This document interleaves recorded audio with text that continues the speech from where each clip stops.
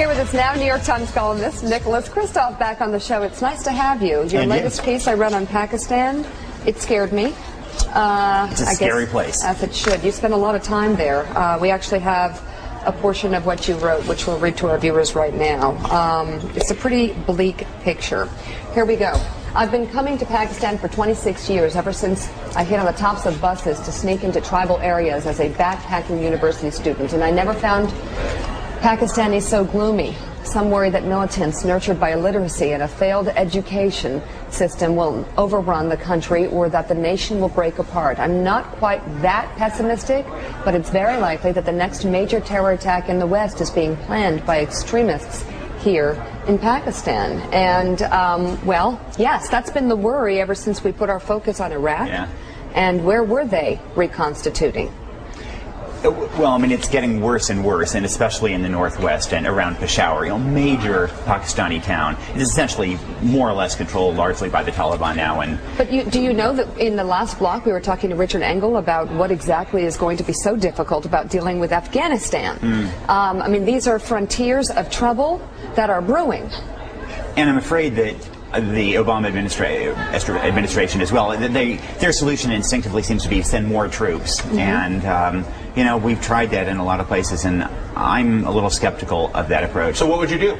Education.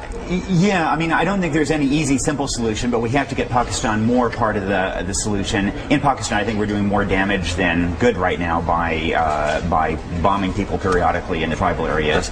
And I think working with the tribal leaders, both in southern Afghanistan and in western Pakistan, trying to improve education, social services there, it's going to be a step toward gradually stabilizing the area. During the presidential campaign, when Obama was talking about Pakistan, it was Obama talking tough. It was about how willing and under what circumstances he would be ready to cross that border militarily with some kind of strike. What would he send in to get bin Laden if he knew what tent bin Laden was in? All that sort of stuff. But really nothing else. What would you have liked to hear from the president-elect's campaign about Pakistan during the campaign, and where should they go now? Well, everybody's assumption was, of course, that he didn't really mean it, that he was trying to, be tough vis-a-vis McCain. I think that, and Pakistanis by and large don't believe it either, but at the end of the day, we spent $10 billion in Pakistan since 9/11. $10 billion, and it's accomplished nothing except to make us more hated throughout Pakistan, complicated our relations with Afghanistan. We've spent some small fraction of that on education. Let's go back to the possibility that he might have actually meant it. Okay. Is that a good idea? Well, you do need leverage, and you do need to have some ability to whack people, but your ability to whack improves if you're also building schools, for example. And if we get Zawahiri in our sights in Pakistan, of course we've got to knock him out. But the way we've been doing it right now has been to incline toward dropping bombs on people we don't really know who they are. If there's somebody really tall with a lot of people around him, we think, that might be Osama, let's knock him out. What is your sense of the impact of the economic distress? In other words, to the extent to which Pakistan is dependent on an international funding system that basically keeps some of those schools functioning, some of the food being distributed, and now there is simply less money.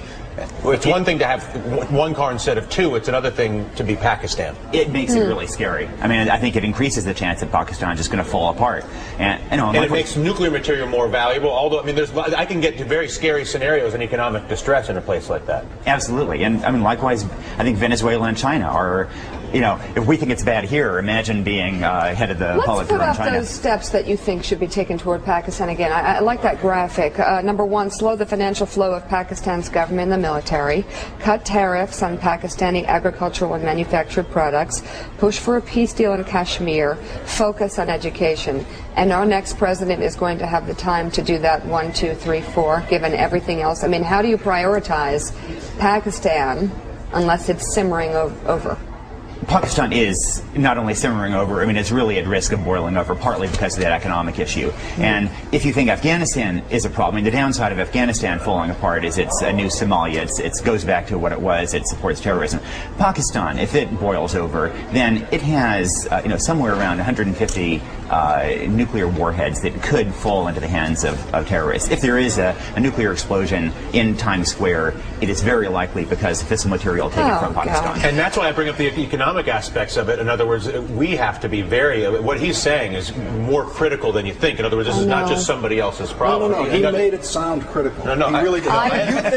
You think it doesn't sound critical because he wasn't yelling? I wasn't saying him. It sounded critical. I was saying people in the world in general, I think sometimes will discount some of these aspects as distant issues, and I think that your point is well made, that it is not a distant goes issue. Off in the U.S. Oh, Agreed. God.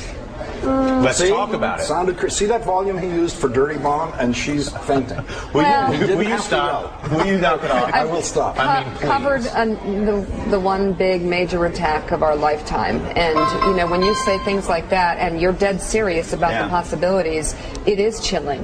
Our intelligence historically has been terrible with Pakistan. We discovered that they had developed a nuclear weapon when we read it in the paper. No one ever from the intelligence community walked into the President of the United States and said, "Hey, the Pakistanis are moving. We're going to have an Islamic bomb soon." No. We discovered it after the fact. It's worse than ever now in Pakistan because basically U.S. diplomats and intelligence officers are prisoners of the embassy. They don't go anywhere.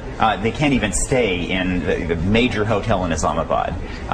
So we don't know what is going on at all. I mean, even businesses, they sit in Dubai and then send, American expats sit in Dubai, send Pakistani nationals into Pakistan to manage businesses. So we don't know what is going on.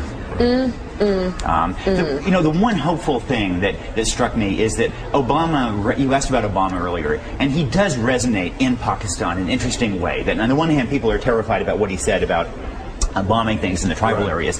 On the other hand, the idea of somebody actually rising without a lot of patronage and coming to lead a country like that in a place like Pakistan that has such a feudal leadership, that has had the worst governance of just about any country you can imagine, and that has been crippled as a result, that really resonates with a lot of people who would just love to think about some kind of a grassroots movement to improve their leadership.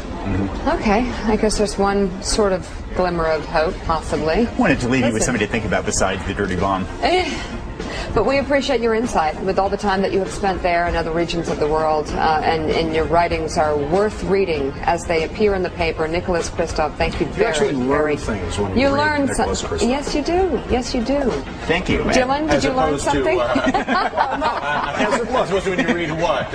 Most of the rest of a newspaper. You are I not just want to be very learning clear what the contrast was. It's years and years of insight, which we really appreciate. Come back. Hey, thank you. Happy Thanksgiving. Happy to do so. Enjoy the All turkey. right.